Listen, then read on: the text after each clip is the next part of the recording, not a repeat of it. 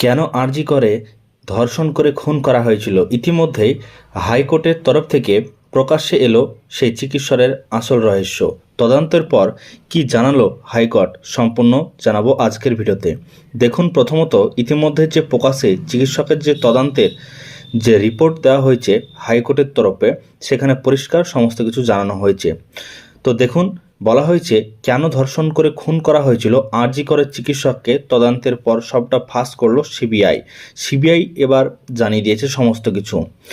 হাসপাতালে তরুণী চিকিৎসককে ধর্ষণ করে খুন, শরীরের একাধিক জায়গায় আঘাতের চিহ্ন, সারা দেহে আছড় কামড়ের দাগ, ময়নাতদন্ত রিপোর্ট দেখলে কার্যত শিউরে উঠতে হয়।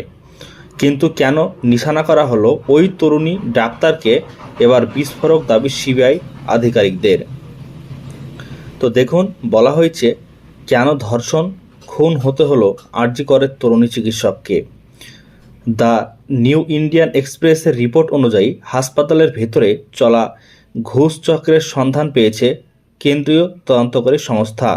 সেই সঙ্গেই সামনে এসেছে অবৈধ ওষুধ চক্রের কথা।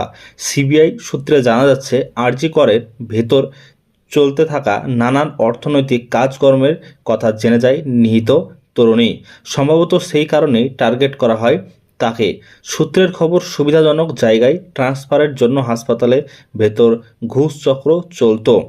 এই সময়ে উচ্চপদস্থ এক সিবিআই আধিকারিক বলেন, আমরা জেনেছি সেখানে ডাক্তার এবং প্রশাসনের একটি চক্র রয়েছে যারা কিনা টাকার পরিবর্তে ডাক্তারদের ট্রান্সফার পোস্টিং দেওয়ায় জড়িত ছিল।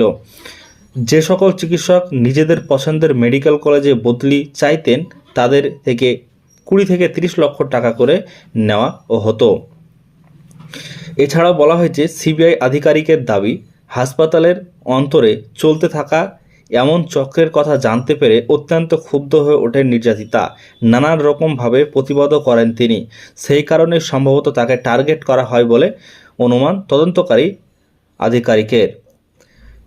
ঘুষ চক্রের পাশাপাশি আরজি করের হাসপাতালে চলা বেআইনি ওষুধ চক্রের কথাও সিবিআই জানতে পেরেছে বলে খবর। সরকারের কেনা কোটি টাকার ওষুধ পেয়েছে কেন্দ্রীয় এজেন্সি, যা কিনা অবৈধ চক্রের মাধ্যমে নানান প্রাইভেট মেডিকেল স্টোরে পাঠিয়ে দেওয়া হয়। রাজ্য সরকারের উচ্চপদস্থ আমলারাও এর সঙ্গে জড়িত। তদন্তে এমনটাই জানা গিয়েছে বলে খবর। এদিকে আরজি কর কাণ্ডের তদন্তভার নেওয়ার পর থেকে এখনও অবধি কাউকে গ্রেপ্তার করেনি সিবিআই, যা নিয়ে ইতিমধ্যেই প্রশ্ন উঠতে শুরু করেছে।